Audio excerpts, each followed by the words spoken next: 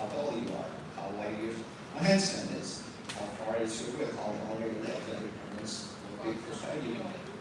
Action feeling refers more to your dynamic qualities. How high can you jump? How quickly can you move? Can you dodge, punches from the box? And things like that. And both things come into play every time you make any decisions, movements, actions, play sports, or any kind of things. So let's take a look at this image. So you can see there are several people trying to get over the same size obstacle. One person has to crawl over, one person has jumping, the other one's smaller river. So different people, different body scaling and action scaling properties, different actions. Let's talk about first perception and immersive environments. We've gone over some of the basics of the formula system. So, judgments about passing through objects, gaps, doors, is very common. You see that in the real world. You see that in immersive environments as well. It's one of also the most easily replicated performance judgment that you can find anywhere. And it's available in all sorts of virtual environments, in games, in VR, or stores. And I have actually a game called Shape down here, where you have to make different body poses to get through the holes, to gain points and whatnot. So we see this everywhere. As such, to understand performance perception in VR, we did a bunch of different studies using passability as idea. Differences in perceived forces. We started off by trying to understand what exactly are the differences that exist in perceiving forces in the real world versus VR. Maybe there are none, but we didn't know enough. So let's look into why we actually did this. So like I mentioned before, there have been a lot of studies that look at performance perception and also estimations and whatnot in the real world and VR, but a lot of them use devices that are older. And we've also cited things like resolution, field of view, and frame rates and whatnot that affect these perception levels. So when I was doing this study, at that time there were a lot of studies that worked on this way, but none of them actually used more contemporary devices like HTC or Quest. So we wanted to start by replicating something like this in the real world or with newer devices to see what differences still exist. So our primary research question is the perception of upward responsibility different in the real world versus VR.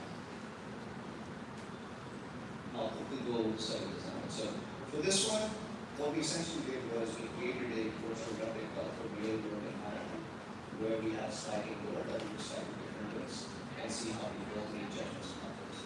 So this is the setup.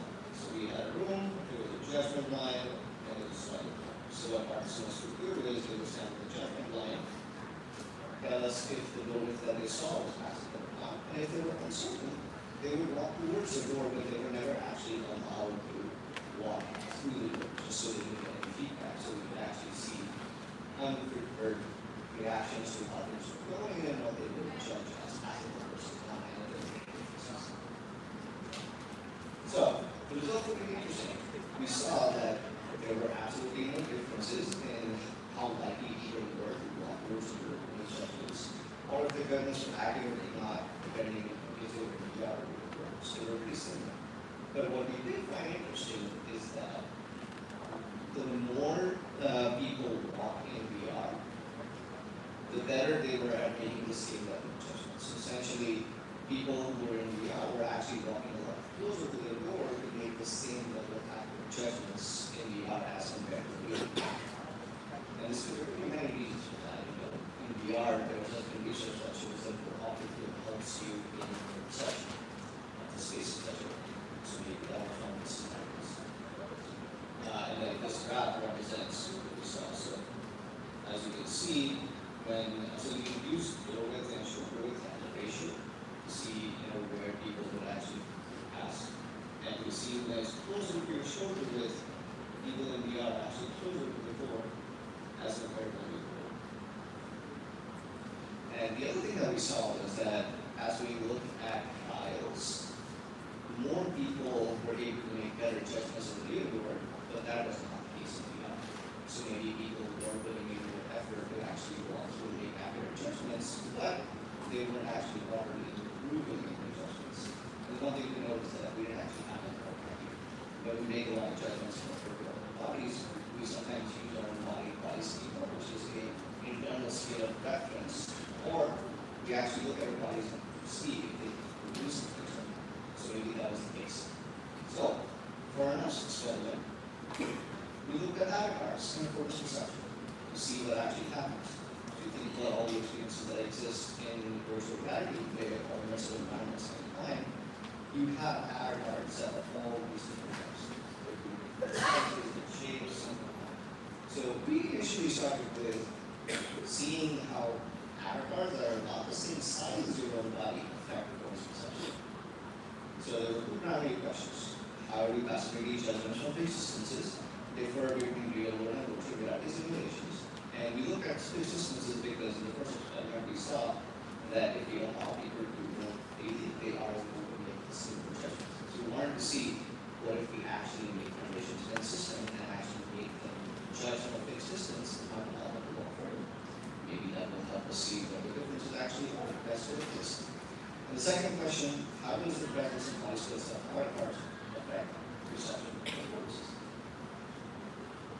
So, similar study design, but we changed up how we did this. So they started with the judgment line right here, our starting line. And everybody walked 2 meters to the judgment line. So everybody got the same level of optic flow in their movements, but they always made the judgment from the judgment line. And everything else in the experiment was the same. Same level of flow widths, same level of judgments, same yes or no answers, depending on what they thought. And also, in this experiment, we added some avatars that matched eye height, shoulder width, arm length, and gender. So people, were able to basically see that they had a similar avatar, embody them, and then make judgments. And this is a short give of how it actually looked to embody an avatar. So we did some calibration, actually avatar, and then you were given some time to actually explore your own shoulders to make sure that you actually got back that feedback when you actually got shoulders or shoulders. To make sure that people understand it's the same size as your own body, and they would allow you to look at a mirror and do a few other actions just so we could get embody. And then this is sort of what it looked like with an avatar to make judgments. So you start the judgment line, you walk further, and then you will see a door with an opening, and you essentially try to figure out if that opening is light enough for you to pass through. So, we saw results where things were different in VR as compared to the real world. So judgments occurred in VR as compared to the real world. The critical ratio was lower for the real world as compared to VR. So, quickly, what is a critical ratio? It is essentially the point where your judgments are no longer chance. There's not a 50-50 chance of you saying yes or no, slightly higher. And this is important because at that point we can say that people are definitely starting to make judgments that are just not guesses, they're actual judgments if they thought they can pass through or not. So, as you can see, for the real world it was 0.9, and for the VR condition it's still closer to 1.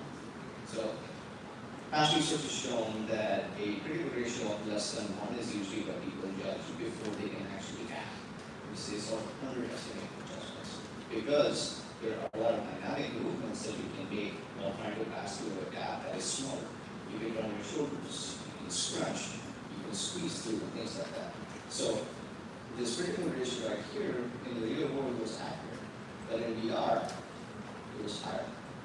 There were several different reasons this could have been case. One, because the avatar condition people actually had an avatar, they also understood that they can't really scrunch their shoulders. There's no shoulder cracking. So they were kind of rigid. So they were like, okay, maybe I'll have to be better. The other thing is when they actually have an avatar, they thought, okay, now there might be consequences of actually hitting the door and how to actually have a body. And in the non-avatar conditions, maybe they were just making guesses. You learn to understand what happens with things like these when you actually change these properties of the avatars. So that's kind of what we looked at next. And we also looked at dynamic frequencies, because not everything is a door. There's a lot of different things that are moving in the real world, especially in VR. You could have a lot of projectiles. You could have to jump across buildings depending on what you're playing. So we looked at how does having a self-avatar that is not the same as your body would have all these different interactions your perception of performances. And in this case, we have three different questions. One is IHAD scale information enough to affect action scaling to affect performance judgments. So by IHAD, in a lot of situations, IHAD is going to actually match the people's height. For example, I've recently done this game where you have to kill a lot of bananas. And everybody who showed up in that scenario as a virtual game, which was social, everybody was same height, and they were all kids. So it was really interesting to see and understand how does it actually affect performance judgments. The second question, what effect does an older avatar have on the embodiment schema to affect performance judgments? So essentially, if you have long arms or really long legs, how does that change your perception of what you can do in virtual environments? The third question, what does the effect of IHAD scaling and Microsoft avatars combined have on performance perception? So this was a slightly interesting study design, a bit complex, so I'll try to be as descriptive as possible. But save your questions for later, you can always answer them. So in this commission, we wanted to look at self-avatars that were scaled differently, also dynamic focuses. So we created a traffic crossing scenario where you have a bunch of moving cars, and you essentially have to cross back and forth between those cars where you think it's appropriate to cross through without actually getting a car or getting hit by it. So on the right, you can see my excellent art skills creating a diagram of this scenario. And on the left is a table that represents the different conditions we had. So we had a matched avatar, which would be essentially the same IHAD as the avatar. We had a colored avatar, which would be about 20% color. Or we had a shorter condition, which would be 20% shorter. And then we had avatars versus non-avatars. And in each of these conditions, avatars were also scaled proportionally 20% up or down. And similar to the last one, we had for match condition, IHAD showed growth on that in gender, and for the other conditions, everything was 20% up or down. And for the other variables, we looked at crossing velocities, how fast they were crossing and they were crossing gaps. We looked at which gap sizes they used. We had different gap sizes that represented randomly, going from like 1 second to 6 seconds to 1 second gaps. And then we also looked at how many gaps they would actually take from participants before they actually made the judgment of us. And this is an image of what it looks like. So as you can see, you have a shoulder avatar, matched avatar, and colored avatar, and in the bottom you can see how it actually changes your point of view when you're looking at the same concept. And this is kind of what an environment looked like, so we try to keep our environments as realistic as possible because there's a lot more things you can actually do, a lot more optic for. So this is kind of a something gallery, like an inside street, where you have this shot, and we essentially have to cross one side on the side. And this is a GIF again of how things move and how you get judgments. So you essentially see cars passing by, and you think it's safe to cross, you cross it. So, results really interesting here as well. So, irrespective of IHAD or self-avatar, participants choose very similar gaps across. So, they always choose something that is like 5 or 6 second gaps across. So, that was interesting. So, that was very effective.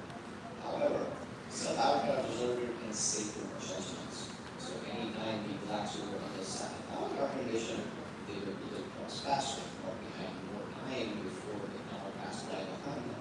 So essentially, we've seen that participants who have self-avatar were probably more aware of their bodies and they were regulating their self-motion better to avoid any kind of harm, even if they're true.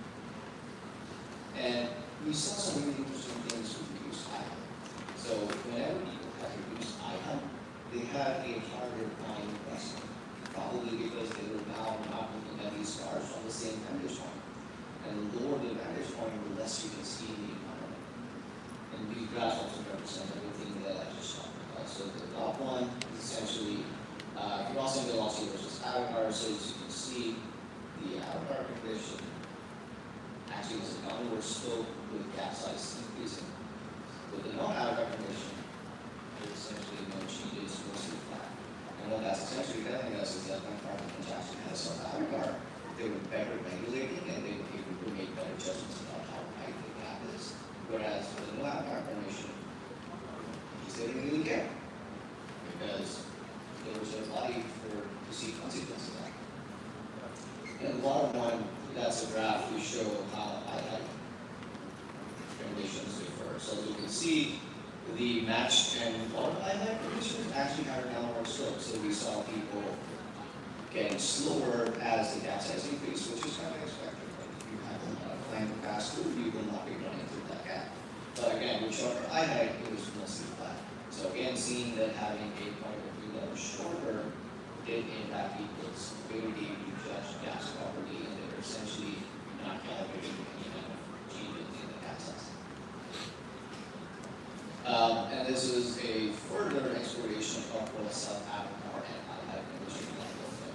As you can see in the shorter, and in all three conditions, the avatars essentially have the same trend. It's a downward trend with gap size increasing. So the speed of how fast they cross decreased as gap size increased, which essentially means that they were properly understanding gap sizes and crossovers.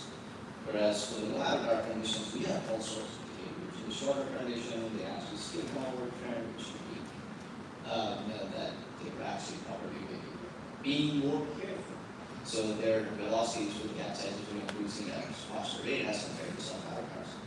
With the mass condition, maybe they didn't really have a proper understanding of how their bodies would interact if they were to lie at the same height, so they were essentially going not actually seeing upward trend. Maybe they got more aware of their physical bodies and used their body schema to see the mass height and the large gaps. And then for the lower condition, it's a similar trend, but again without self-avatars, there's a smaller slope or a less steep slope showing that participants have to go and adjusting their bodies. So after this, we also look at how does using virtual objects or interacting with virtual objects changes appearances. So as you can imagine, in all most of virtual environments and games and whatnot, you have many different interactions with all sorts of objects. And in the real world, there is research that shows anytime you interact with an object, it essentially becomes an extension of your body, and you basically include that in your body schema, and it gets extended, and you start making judgments based on the objects you're holding. However, research has also shown that the weight of the object, the inertia of the object, based on the central process, also affects how you make judgments and how well you can make them.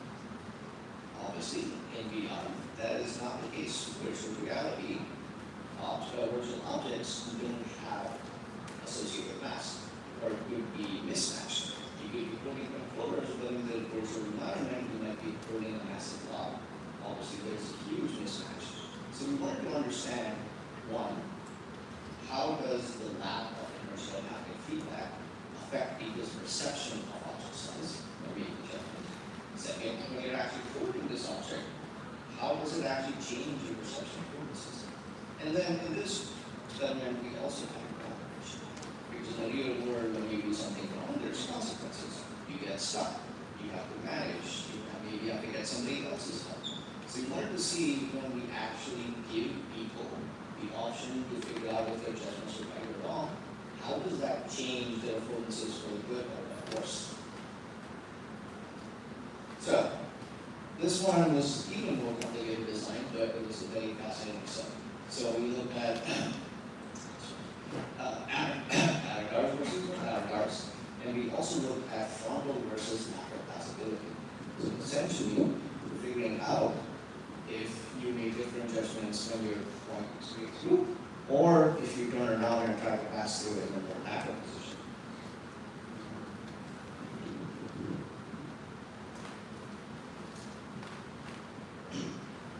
So, and we also had the bar size as well condition. So, because this was all about virtual objects, we actually gave participants an object to hold, and the object would change based on their condition and based on the judgment that they were doing. So, if they had a no avatar condition or avatar condition, we essentially use their body or shoulder width. In the frontal conditions, we use their shoulder width to see how narrow, wide, or matched the bar would be. And in the lateral conditions, we actually use the body depth to figure out how thick or thin the bar should be. So this is a short image of one of the environments that we use. So very similar setup in terms of what they did. So they started at the start line, walked to the judgment line, made a judgment, and then walked back. And in this condition, since we added virtual objects, people also need to understand how big is the virtual object compared to the remote body, especially because there's mismatched inertial properties.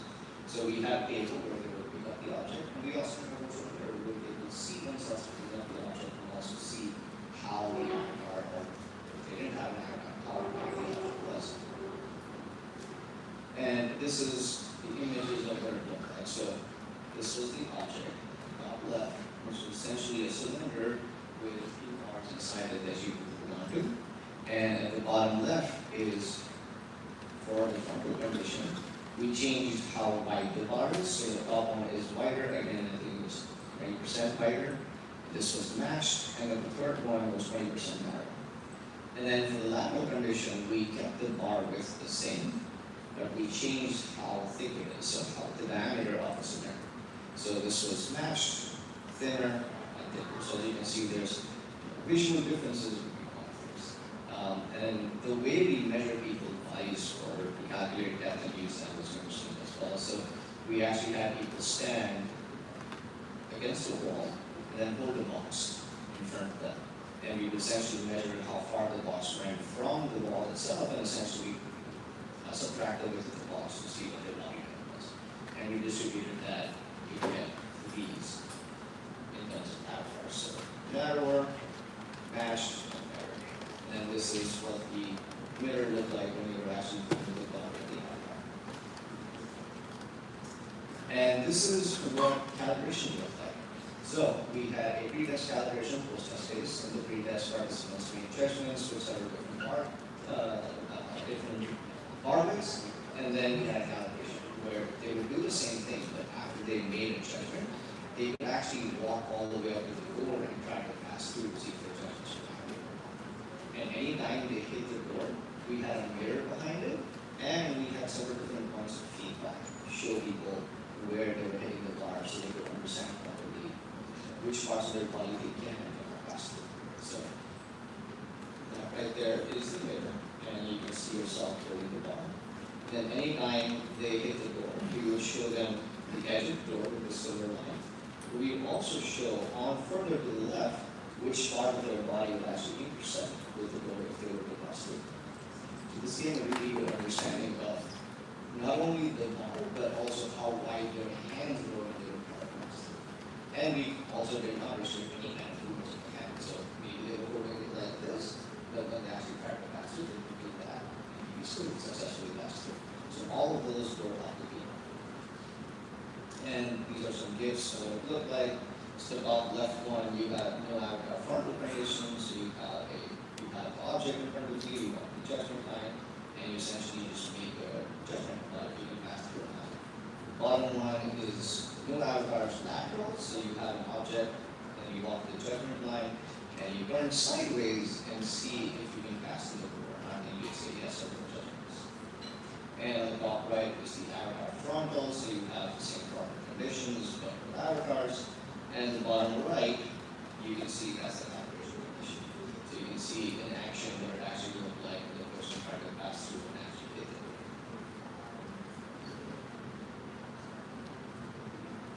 Okay, so overall, we saw self-avatars significantly improve participants' faster judgments when interacting with person objects, both lateral and frontal positions.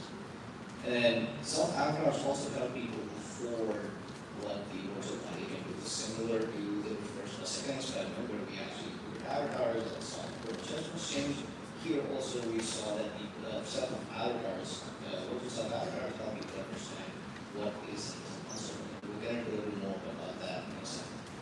And then we also saw that since judgments were actually scaling to the different object sizes, visual information was alone enough for people to make proper judgments about how wide their object and their body combination are. So let's look at some examples. So you can see in the bottom left is what calibration look like for avatars alone? So for pre-test, you can see it was around 1, so probably not the best critical ratio. And then for post-test, it actually goes up, which is what we actually want, because when you're all walking, you also have body swing. So people subconsciously also take into account how much the body swinging as they're walking stress. Also, reason for the critical ratio is slightly higher. So as you can see, for with avatars, calibration actually did work, and people start making more accurate judgments. Interestingly, anytime the bar width was narrower or about the same width as people's shoulders, they needed more confirmation or visual confirmation about how wide or narrow the bar is to fully make sure if they can make the right judgments. So avatars really help, because then they could actually compare their shoulder width with the bar width to see if they would be making accurate judgments or not. So the center and the right image actually show proper calibration happening for the narrow bar and the matched bar for avatars. And if you look at the paper, there's 4 images for no avatar images that show that there was no proper calibration and that there were significant differences. And for the lateral condition, we saw some really interesting behaviors as well. So similar to the front one, participants with better judgments when they had an avatar. But in this condition, what we saw was, in the real world, when you were passing through laterally, you often use your front breast body test. You try to use something in your stomach, or try to lean in, watch your shoulders. So usually when you're making possibility adjustments laterally in the real world, the critical ratios are somewhere around like 0.85 or something. When we did this experiment, we saw when lateral judgments, when participants did not have an avatar, they were actually making judgments considering body compression, which obviously is not possible in VR. So when participants did have an avatar, they understood that the avatar cannot do body compression, and they started making judgments that were more realistic and around closer to 1 in terms of critical ratios. And that's what you see in this table right here. So pre-test, post-test, thinner, thick. So you can see this is for the avatar conditions. So pre-test, that, and then post-test when they actually learned that there's no avatar, no consequences, they started using the compression. The other interesting thing we saw is that when people had an avatar or when they were making macro judgments based on the avatar, they started changing the behavior of how they hold the bar. So if you hold the bar in front of you, it's actually increases that quite a bit. But if you try to hold it between your chin and your chest, it actually reduces that. So we saw a lot of people try to get through closer gaps by doing that motion of bringing the bar or bringing the bar up closer to your chin and seeing if they can pass through that way. And there's a lot of experimentation that happened in calibration and they did all this stuff. So that covers the research part of the experiment. So just a quick summary of the things that we learned about affordances and avatars. So affordances are actions that one thinks they can perform with objects, and they're highly malleable depending on context, prior experience, mental models, or things like that. Affordances are perceived similarly in most environments, and they as they are little bit, but they may require additional exploration. So you might need to have more object flow, you might need to interact with something, fully understand what is possible.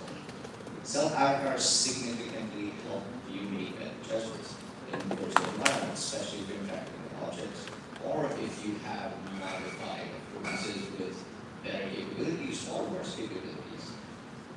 And in the absence of self-avatars, people often use the internal body speed language adjustment. So everything that you learned in your real life with your real body, that still applies when you don't have an avatar.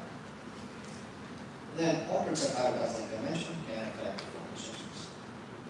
So let's talk about how that actually affects the way you design things. So I'll primarily be talking about the inputs that we have on the International system. And right now we primarily have 24% hands. The input you use for your interactions highly determines what kind of affordances a person perceives. If you look at the top image, that's with hand tracking. With hand tracking, you have a lot more natural movements. You can move with your fingers, make all kinds of gestures, and things like that. And the bottom image is what hands look like when you have them fingers in your hand. So So there's a lot less you can do in terms of what is possible with gestures. And each of those brings pros and cons in terms of what is possible, what kind of interactions you can do with them, things like that. So for example, if you wanted to put up a bakery sign using controllers, that's next to impossible. In addition to that, it might make it even difficult for people who have dexterity issues to actually make that sign, because then they need to first understand how to actually do that with controllers, and then see if they have reduced dexterity and they actually hold on to the controllers while making that sign.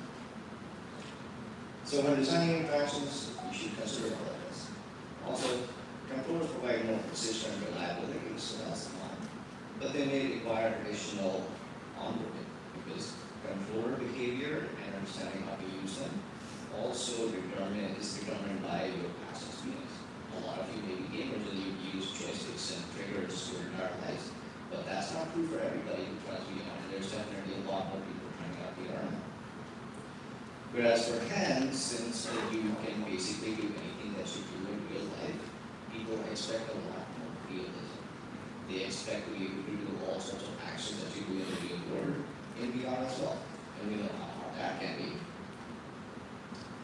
So, thinking about how we should design for hands. So, since users expect realism, and they also expect all sorts of performances, you should expect to interact in they expect to interact in a way that's similar to the real world, making affordances that are available in real world very predictable to be displayed and perceived in VR as well. Making simple grabbing and touch interactions use all the regular gestures that you do in the real world. It's going to be very helpful. It's actually going to help make performances very clear. You should also try to mimic real world performances with hands in VR as well. That can be difficult, but that's also a design challenge. We can try to finesse different interactions by providing different performances and feedback and whatnot. For anything that's far, try to use raycasting to sort of but you can also use other gestures that you use generally for communicating from water. So for example, if you're trying to call a friend, you want to do that. Maybe that's a good gesture to use in your interaction if it's a far field interaction. Or, just waving at somebody. Maybe you want to select which object you're trying to use. So maybe directing your hand towards and waving would be a good option. And here are some examples of the different interactions that exist on the Quest, but obviously you guys have the ability to do a lot more. And since immersive environments often have haptic feedback with something like hands, the feedback that you get from audio and visual needs to be on audio. It's absolutely critical that those things are appreciated and they give you everything that you need to understand not only what's possible, but also what works and what doesn't work. And that's where those signifiers and affordances come in. Worrying about affordances, signifiers is the other issue. So signifier is essentially something that shows people or tells people that something is possible. It doesn't give you everything about what is possible, but it's an indication for the user to go explore. That's where signifiers and affordances work in conjunction makes really good experiences. And if you're trying to make some more complex interactions, if you're trying to use both hands for interaction, or if you're trying to do hand-over-hand interactions, try to keep the gestures simple and use a combination of simple gestures. So for example, this is one of our experimental things that is available publicly. It's locomotion with something called micro gestures. So you essentially make a thumbs up gesture and you essentially just move your thumb or tap, left foot tap, or left foot by your swipes to locomote. It's a very simple gesture, but it's allowing you to do a lot of complex interactions in terms of like where you move, where you teleport. Now let's also look at some design challenges for hands. So first of all, like we've seen, self-avatars affect all sorts of affordances and how you perceive them. Same is true for just hands. The way you represent hands can change the affordances and the actions that people think that they can take. So, if you use something like, say, Mickey Mouse hands or both, people might not know exactly how to use them, but if you enable regular grabbing interactions, it might seem also very weird, and that might break immersion as well. So not only are you changing what is afforded by changing the virtual representations, you're also changing how you perceive it and what is the experience like. Are you making the experience good for them, or are you are going to, exchange regular hands for clothes, make sure that the interaction that you're doing are for clothes, not for real hands. And the other part of that is that the mapping between those needs to be well, not one-to-one, but something that makes sense. For example, like if you, use the first to punch, then the real hand interaction should just be touch. Then there is usually no, learning effects between what needs to be versus what is happening. Also, when doing things with MR, it is really important to see where transparency lies and what transparency was, because virtual objects will always be displayed in front of any real object. But it's important to see how that affects that perception, which is obviously going to change how far you reach or what interactions you think you can do. Maybe the virtual objects are too close when you actually they're placed farther away, but there are no occlusions, so you don't know exactly what they are. And that's going to affect how you can track what you think you can do. Maybe the object is pretty close, but you think it's too far. Maybe the object is too far, but you think it's close and you try to grab it and it's not working. At that point, the user is going to either blame themselves or blame you, and that's basically important. You should also think about, especially in MR, what happens when hands are not properly represented or not properly matched. For example, in this image, you can see there's a slight difference in the virtual hand that is happening versus the real hand. People subconsciously navigate towards using their real hand visuals to do any kind of interactions. So if that is visible and it's mismatched in the virtual elements, then people are likely to not properly interact with things. They might miss the object. They might find it really heavy to focus on both things at the same time. So this is where design can really help. You can try to think about what are some design things that I can do to maybe hide the real hand, or maybe only make the real hand visible and not do the virtual hand. So there's one-to-one mapping. People don't have to think about which one to focus on what interactions. And then some more technical things. So obviously, hand tracking works on computer vision, which means it will be ideal when things are in the field of view of the camera. So it can be difficult to design interactions and experiences where that's the case, but that is where affordances come in. If you create all your interactions in an ideal field of view, that will afford people to use their hands for interactions in that ideal space. So you can always design affordances in the ideal way. And if they fly away, you can always indicate, use or signify to them that, hey, maybe this is something that you want to do in front of yourself, so hands are better. Like I mentioned before, hand-to-hand interactions are complex gestures can be tricky. So you should always try to avoid self-occlusion, because if one hand is locked in the other, obviously tracking will be effective. And in designing multi-hand interactions, focus on similar interactions like I mentioned before. So anything complex, if you try to lock your fingers doing a gesture for interactions, that's likely not going to do that. People might not be able to do it. And the other thing is that teaching something like that also requires a lot of effort. So even though the gestures you might use for interactions could be simple, you still might have to teach people how to actually do it. And that does not always go well, because guess what? You will not be sending an answer to them to actually tell them how they're doing things wrong. All right. So let's talk about controllers now. So controllers, obviously, there's a lot of aspects associated with how we use controllers. So you should always try to map interactions to existing affordances. So for something like the cross controllers, you have a grip frame that is very analogous to grabbing. So you should try to use those for grabbing things or making a fist. For more complex interactions, you may need to provide scaffolded learning for people to really understand how to use them. If you design interactions that require you also to remember how to use complex buttons or triggers and things like that, that might be something that you actually have to teach people and give them time to actually explore and use it so they remember for future. Then keep input graphics consistent. So if you have multiple different things happening in their experiences, you try to keep the entire thing consistent and make sure that you don't change up what the trigger button does unless it really makes sense. So, then obviously controllers provide you habits. So you should leverage habits feedback anytime possible to give people a better sense of realism, provide them feedback much more quickly, and And sometimes you can also trick them into understanding that they're actually learning something that actually advocates. On the flip side, there could also be scenarios where you might require participants to actually raise their hands for application time. And having a controller can cause fatigue. Make people not like your game as much because they're feeling tired. Then there's also philosophical debate there where people are trying to do something more physical and they have controllers, they get tired. Is that energy or is that bad?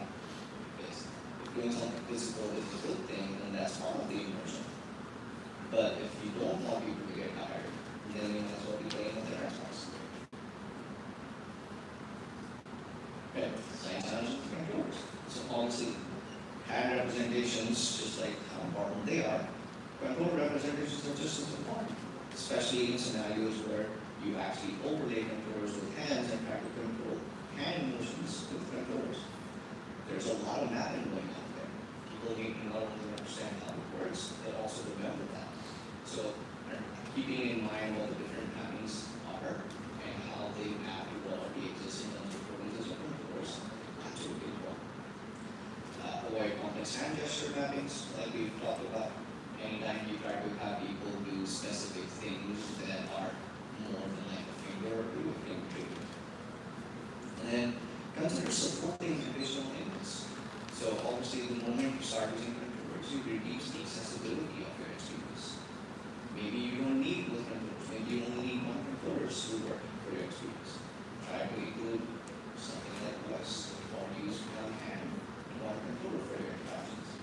So it increases accessibility, it helps you create more immersive environments. It may also help people feel more inclusive. So, with all of that, keeping in mind, I have three things to say. Keep it simple. Leverage everyday context and mental models, using all the teachings and affordances that people already use. And test with real users, not your friends and family. They will always say good things. And thank you. Happy to answer questions.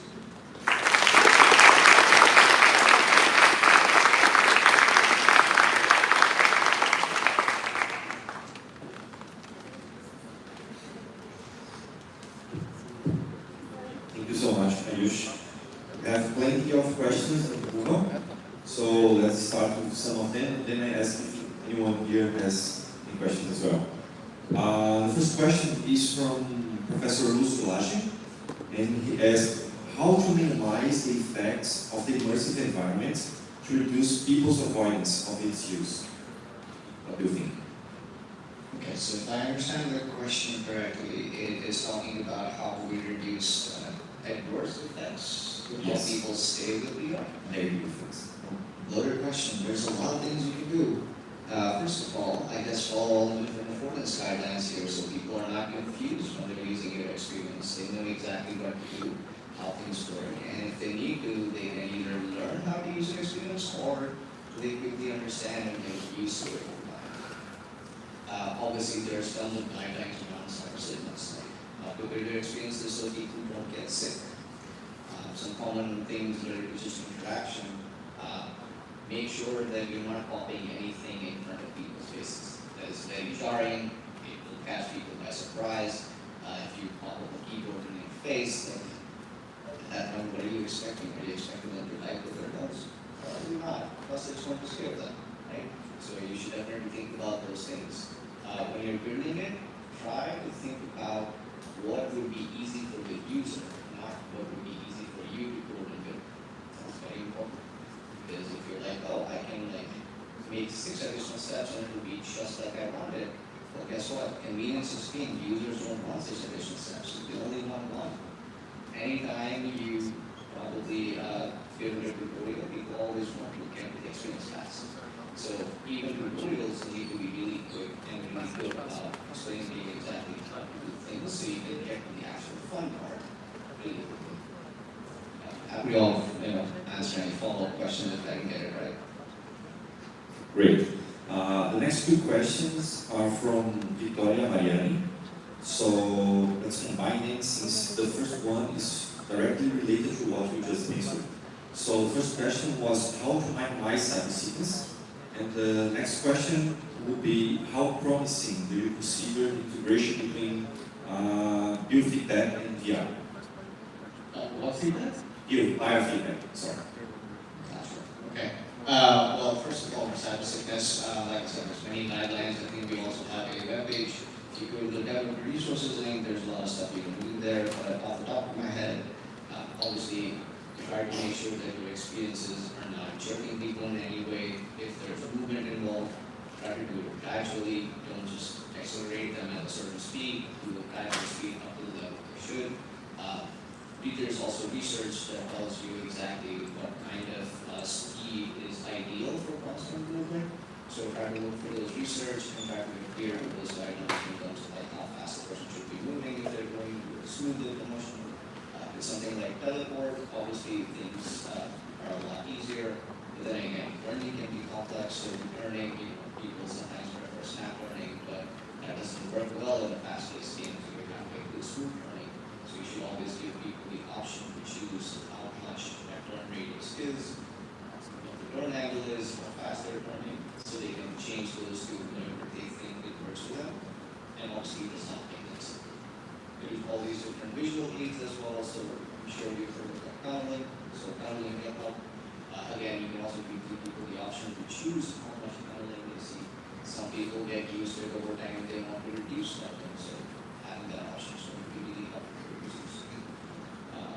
So can you repeat the second part of the question? I have a question up from Fabrizio Holanda. He asked, how do you see immersive environments 10 years from now? Ooh. That's a discussion I feel like I'll have to have with like every single person in this room separately. I'm sure there's all these different new ideas that will come out.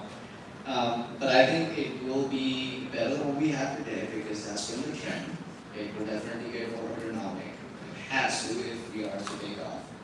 I think everyday use will differ very a lot. It won't just be something like VR, it will also be a lot of MR and AR. Meta released display glasses, I think they might be game changing because they actually help you focus more on whatever you're doing and focus less on pulling your phone on every time you do things. So that's definitely going to be part of the experience. It'll be interesting to see how people switch between different devices they have and other devices that happens when people only go and display glasses and then go to something like a headset. The use cases will obviously drastically differ. You will need to think about, okay, if I'm using a headset, what are the different spaces that I will be using the headset in? And what are the different use cases or things that I want to complete in those scenarios? So I think the future is bright, but design will play a big part in how we do those things. And we obviously will need to keep resource focus as we always have. But overall, I would say it definitely is going to get more immersive, but without actually changing how you do things on a regular basis. That's really important because anytime we expect users to change their daily lives, that's the friction point. It's a big one. So anytime you can reduce that, it's going to be really helpful.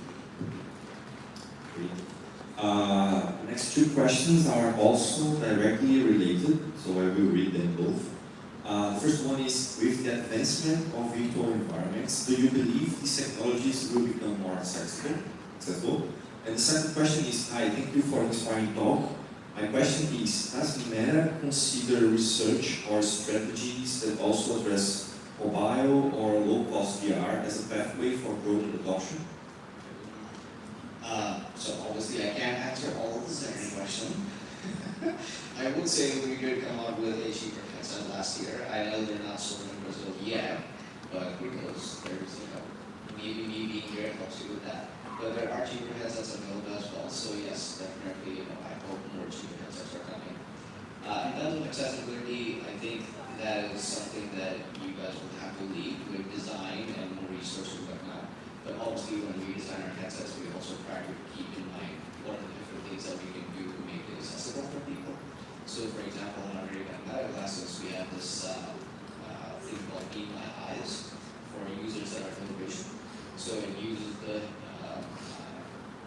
RDM glasses actually use the camera on them to help people with low vision get directly to different places they want to go. So it tell them there's an obstacle in front of them, they tell them for people coming, if there's a turn they need to take. So we do work on a lot of projects like that, and that is a feature that I think maybe an experiment work right now, maybe release, I'm not sure.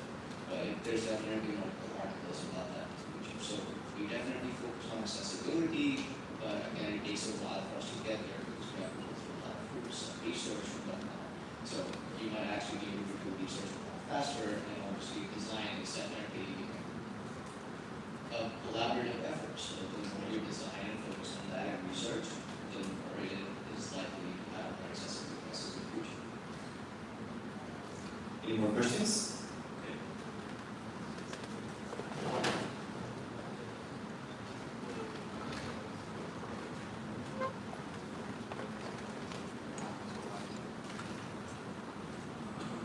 Hey, good morning. Thanks for the talk. I'd like to ask if you have any guesses on, considering that we have an avatar in an emergency department, how would affordance change if the conditions of the avatar would change? For example, an avatar that's sometime after a couple of hours, a couple of minutes, wears a glove or not, or how would affordance would be affected by it? Yeah, I think the affordance will definitely be affected, especially depending on how aware the user is of the change. You know, if something happens and they're not really sure, they will notice. But if they notice that they now have a glove and they see that every few seconds, it definitely will change how things behave, how they behave. And also on top of that, it also depends on what is it actually that the new glove thing is affording. Maybe the doorways remain the same, or maybe the things that you do with your hand remain the same. When you add a glove, it adds more volume for your hand, but the volume has no consequence in the virtual environment. There's no additional collisions. Like you can still pass through the same gap that was, just big enough for the old hand. So it also depends on how you program that. Collisions and things like that will obviously help the user understand that, okay, the new hand cannot pass through this small gap. So obviously, again, it will affect how they perceive things, but that perceived thing will also change depending on what is possible. And that's where you're subconsciously calibrating the user to use or not use this new affordance, visual affordance that you've given to them. More question? Hello, sir. Thank you very much for your presentation. I have a question regarding the combination of the hand tracking mechanic and also the physical movement. I'm thinking of a project that would join both, and I would like to know from you if you have any tip or advice in how can I join those two mechanics. Like, we would normally, for example, hold an object and walk, no problem, but is there any attention and needed care I need to use when I'm like proposing for the person in the space to use both of this physical movement and the hold of an object, for example? Thank you very much. Yeah, thank you for the question. It's an interesting question. I think this is where design innovation really comes in, because if you can have art, physical movement, art, virtual movement, that essentially tells me that you're probably developing something that requires different levels that you have to cross, or like climb stairs and whatnot, and obviously physically you're restricted from a small space, so you can use something like redirected parking, things like that, which was talked about yesterday. What you could also do is when you get to a point where, for example, you have to jump, obviously that's not physically possible in your space you're in, then you can provide the option of using something like teleport for the user. So you're partially walking and then partially using the affordance of teleportation virtual locomotion to see where you're going. And you can also change that depending on whatever it is that you're doing. Maybe instead of a gap, you have a farm, and then maybe your experience allows you to walk on a farm. And obviously you don't want to do that with physical walking. So that's now you provide something like smooth locomotion, so it feels like you're kind of like a little walk. So just bring out some ideas. But essentially, I would say it's a really interesting idea to combine this, and probably a really right research out as well. Any more questions?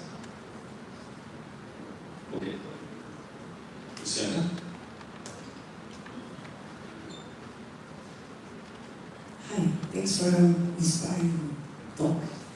And when we are using the meta classes, a problem we have is the collision with the guardian.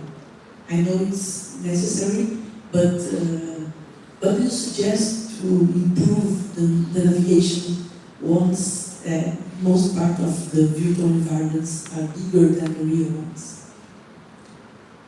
So I think your question is it possible for us to like allow more space or more navigation and things? Send me an email and I will forward it and put it into the meta ether and see if something comes back. Obviously, there's many different teams that work on several different aspects of this, and I work on a very small user-focused research aspect. So how it gets developed is, influenced by the research that I do, but it's not something that I define. So send me an email, I will share it with my colleagues and see if something comes back. Great. Next question from João Paulo. Okay, so my question is about the design of the author, especially in interactive with other persons inside the other environment. How can we not get to the uncanny valley of the authors? Like, how can we be more realistic so we can feel like inserted in the environment, but don't get to the uncanny valley of this strange feeling of reality and author? First of all, test review the users.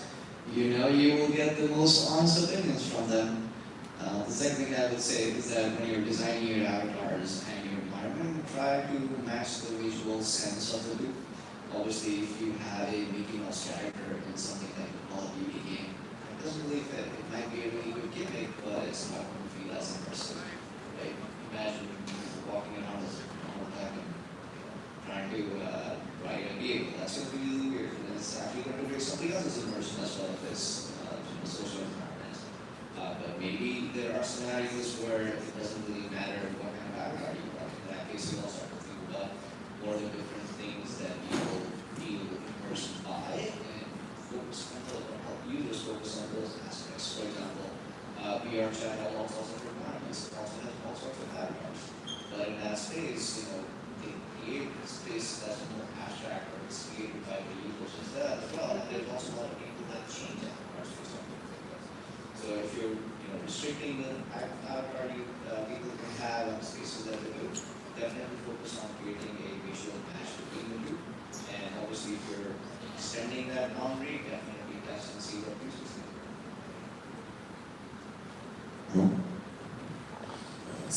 Thank you very much for your talk.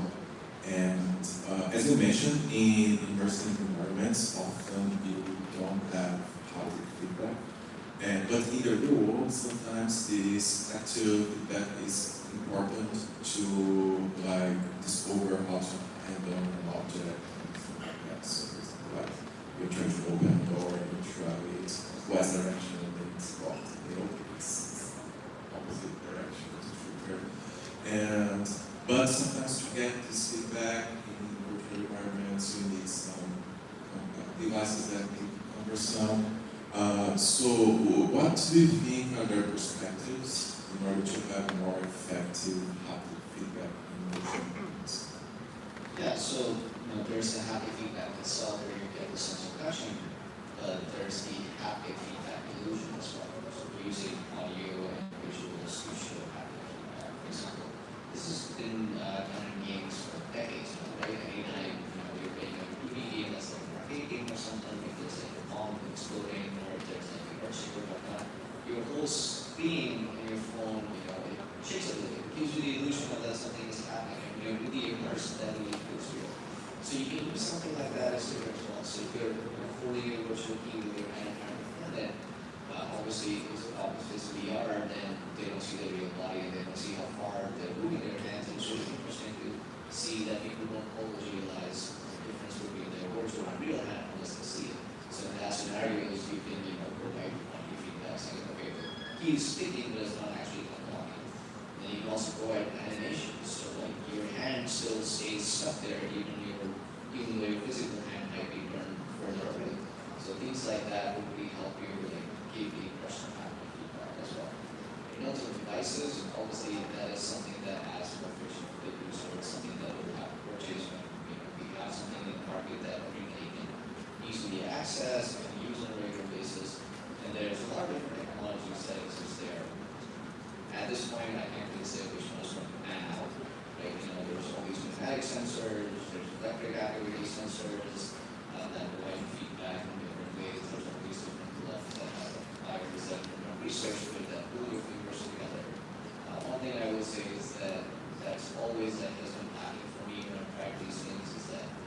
it can restrict your hand from doing finger movements, but none of the devices actually restrict your hand from being balanced on a certain place. And that is a huge thing, because if you're trying to press something, but you only feel the feedback on your finger, but you can still move your arm ahead, your kinesthetic and proprioceptive senses kick in, and you're like, okay, it's partial.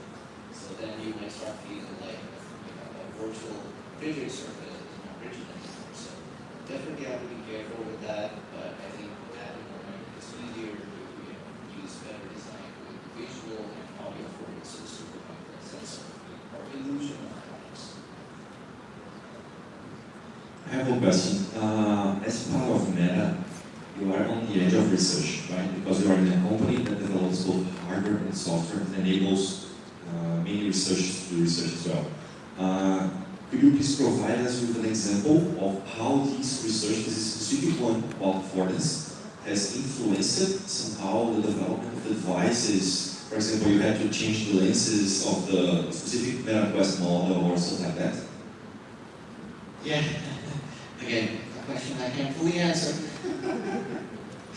But I think, yeah, there's a lot of hardware research that happens.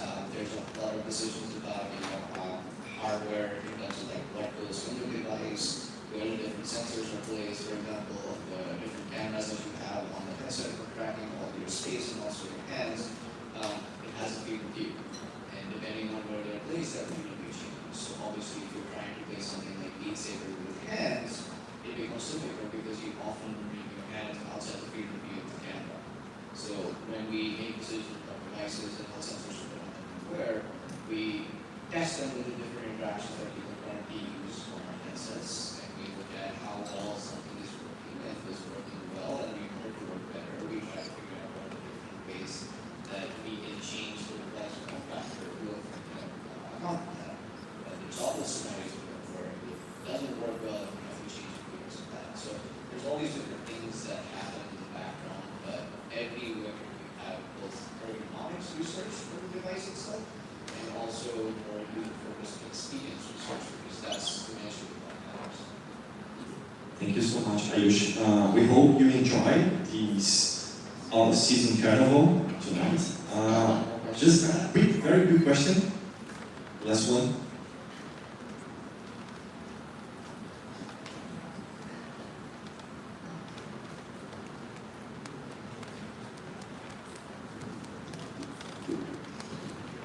Thank you for the presentation.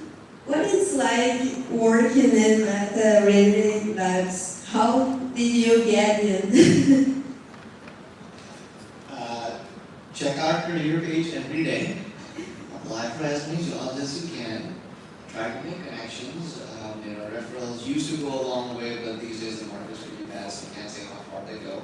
But definitely knowing people in the company, knowing what roles may be opening up, people at Meta doing your research or publishing is going to be helpful when you go to conferences, try to talk to people so when research happens.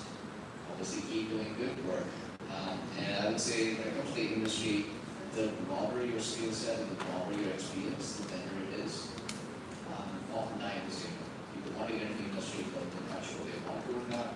So a good way to do that is to go to internships, because that helps you not only make connections, but also helps you understand how the industry works. And maybe you really want to get into the industry for some different reasons, but once you try it out, maybe it's not something for you, because the industry moves a lot faster, there's different nuances to the research you do, there's a lot of different roles. You focus more on, the user experience, but you also focus a lot on how several different features work together. That is not typically, how foundational research is done in academia, because in academia, you're trying to answer questions that extend the boundary, not necessarily how different experiences. So you try to focus on like one specific element, trying to get compounding variables, so it's good to have that knowledge and get that research out.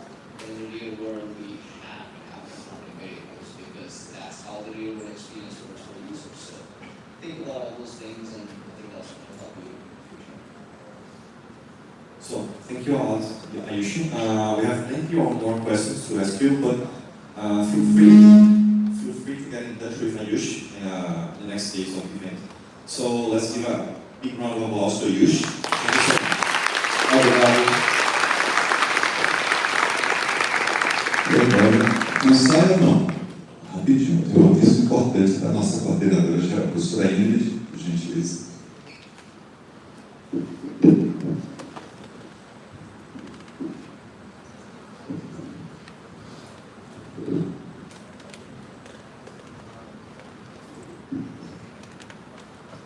E aí, pessoal, então aproveitando o nosso evento, conversa com a professora Ingrid. Nossa sorriso está assim, ó, se vocês olharem, nossos voluntários estão maravilhados de vocês estarem aqui. Gostaram do brigadeiro? O mimo que teve ontem no coffee break. Ouvi falar que tem mais brigadeiro e alguns coffee breaks. Por isso, não esqueçam, fiquem atentos aos horários. Horário de sessão, horário de... Eu estou segurando vocês já. Horário de sessão, de palestra, tá bom? Que o coffee break vai ser servido, esses comem lá, coxinha, brigadeiro. Desculpa eu estar falando em português, mas a gente tem esses anúncios depois em inglês para os participantes que falam outro idioma. Tem uns recadinhos que a equipe pediu para vocês. Além do horário, pediram para vocês ficarem de olho no horário. Me pediram para avisar que a festa, os últimos ingressos já estão sendo esgotados. Então, quem não comprou ainda a festa, tem até 12 horas para comprar os últimos ingressos. Eu acho que a gente tem um convite aí da banda, a banda está animada. A banda disse que quando der 19 horas, que a banda começa às 19 horas. Às 19, falou que vai começar a tocar a percussão deles. Então, todo mundo lá já preparado. Quem quiser ficar com uma roupa mais à vontade, traz a roupa. A gente tem os vestiários maravilhosos aqui no centro de eventos. Vai lá e coloca o chinelinho. Aqui dentro do centro de eventos não tem problema, tá bom? Então, acho que tem um convite da banda. Fala, galera da SPR, da SP Games e da Cine Gráfica. Aqui quem fala é Ed, vocalista da Banda Bahia. E a gente tem um convite especial para vocês, vocês sabiam? Vocês já garantiram a inscrição para o jantar oficial do evento? Se não garantiram, garanta porque vai dar tempo, viu, pai? E eu vou dizer, vai rolar muita música, a energia positiva, é claro, a nossa apresentação ao vivo para embalar, brilhantar essa linda festa de vocês. As vagas ainda estão abertas e a gente quer que todo mundo vá lá para fazer desse jantar um momento inesquecível, papai. Então pode fazer a inscrição agora e vem curtir com a gente. Nos vemos no jantar, viu? Aguardo tudo lá. Então, para quem não comprou ainda até as 12, no credenciamento, vai lá no credenciamento, que o Eco está fechado, vocês sabem, né? E aí, a festa inicia às 19, e quem já está com acesso, quem já comprou, vai lá no credenciamento entre 14 e 16 para retirar o seu acesso, o seu controle de acesso, tá bom? Da 14 às 16 nós vamos entregar, para 19 horas já começa a percussão tocar aqui. Agora vou voltar. Pode começar o Sinotec. Quero ter alguém do Sinotec aqui? Tem. Vai botar esse centro de eventos abaixo. Tá bom? Então, bom coffee break para vocês. É coffee break agora? Não, né? É agora? Pronto, bom coffee break para vocês.